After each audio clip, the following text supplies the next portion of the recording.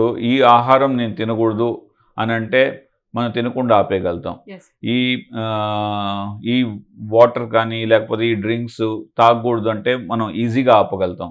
కానీ ఈ గాలి పీల్చొద్దు అని చెప్పలేం కదా! సో అలానే మనం ఏం చేసుకోవాలంటే బేసిక్ థింగ్స్ అమ్మా. సో మనం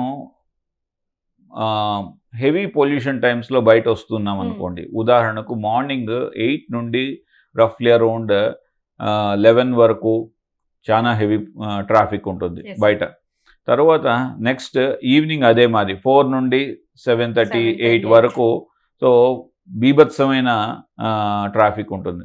ఈ టైంలో ఎవరైతే బయట తిరుగుతుంటారో వాళ్ళు మినిమం సెన్స్ ఓకే హెల్మెట్ వేసుకుంటున్నారు కదా దాంతోపాటు ఒక చిన్న మాస్క్ ధరించారనుకోండి, ఆ ఫిల్టర్ అయ్యి ఆల్మోస్ట్ ఇప్పుడు 100 పొల్యూటెంట్స్ లోపలికి వెళ్ళే బదులు ఒక పొల్యూటెంట్ లోపలికి వెళ్తుంది.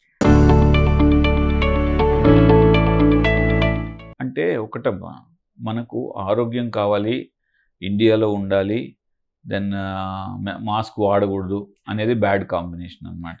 మనం ఇండియాలో ఇంకెక్కడ వెళ్ళి బతకగలుగుతాం? సో ఇండియాలో ఉండాలి, మెట్రో సిటీస్లో ఉండాలి అని అంటే 100కి 100 పాళ్ళు మాస్క్ అనేది అట్లీస్ట్ మనం హెవీ ట్రాఫిక్ టైమ్స్లో బయట వచ్చినప్పుడు ఖచ్చితంగా వాడాలి. అండ్ రెండో important place where mask very very important, మనం కామన్ ఏరియాస్కి వెళ్తుంటాం.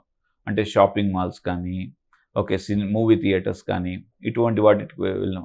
ఆర్ హాస్పిటల్కి వచ్చినప్పుడు కానీ మినిమం కర్టసీ మాస్క్ వేసుకోవడం. బట్ చాలా మటుకు మాస్కులు వేసుకోవట్లేదు. ఒకవేళ మాస్క్ వేసుకున్నప్పటికి కూడా ఏమంటే ఓకే గడ్డానికి పెట్టుకోవడము లేకపోతే ఓన్లీ నోటికి పెట్టుకోవడం చేస్తుంటారు. కానీ కరెక్ట్ పద్ధతిలో ముక్కు నోరు కవర్ అయ్యేటట్టుగా మాస్క్ వేసుకోవడం మాత్రం చాలా చాలా ఇంపార్టెంట్. ఎందుకు చెప్తున్నానంటే, సో ఈ మధ్య ఒక ఆర్టికల్ చదువుతున్నాను ఒక ఇంగ్లీష్ డైలీలో అనమాట. ఒక బేబీ పుట్టింది అని అనుకోండి, పుట్టింది లేకపోతే పుట్టాడు, ఢిల్లీలో పుట్టారు అనుకోండి. So with in few hours ఒక 2-3 సిగరెట్లు తాగినట్టంట బేబీ. సో అంత పొల్యూషన్లో ఉన్నాం. ఆ బేబీ ఏం తప్పు చేసింది? ఇండియాలో పుట్టడం తప్ప కాదు కదా. సో కాబట్టి మనందరూ కూడా ఏంటంటే మీరు చాలా రైట్ పాయింట్ చెప్పారు. ఎయిర్ పొల్యూషన్ మనం ఇప్పటికిప్పుడు మార్చలేం. There is lot of green revolution. అంటే ఇప్పుడు గ్రీన్ ఎనర్జీ, క్లీన్ ఎనర్జీ ఇవన్నీ కూడా వస్తున్నాయి.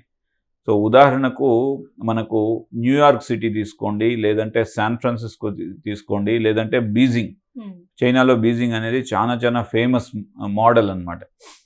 15 సంవత్సరాల ముందు బీజింగ్ అనేది వరల్డ్లో top most polluted city.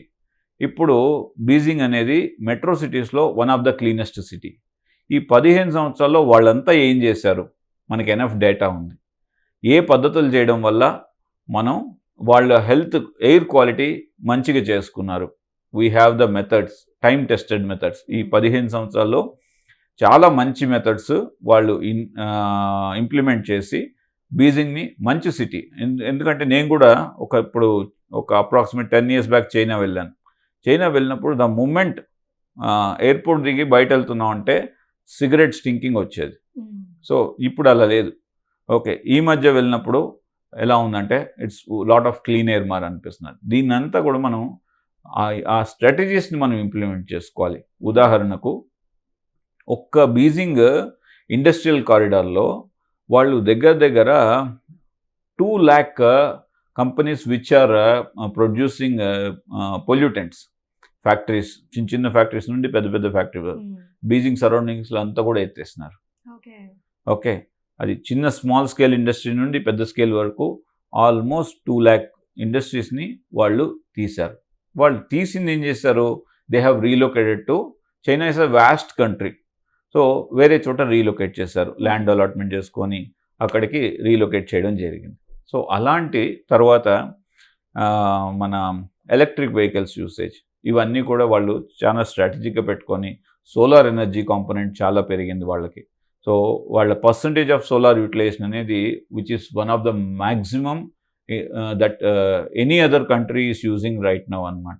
So అలాంటి మనం ఇమ్మీడియట్గా ఇంప్లిమెంట్ చేస్తే ఇప్పుడు నుండి 10 years కన్నా కూడా అట్లీస్ట్ మన నెక్స్ట్ జనరేషన్కి క్లీన్ ఎయిర్ని ఇచ్చే పరిస్థితి ఉంటుందని గుర్తించాలమ్మా.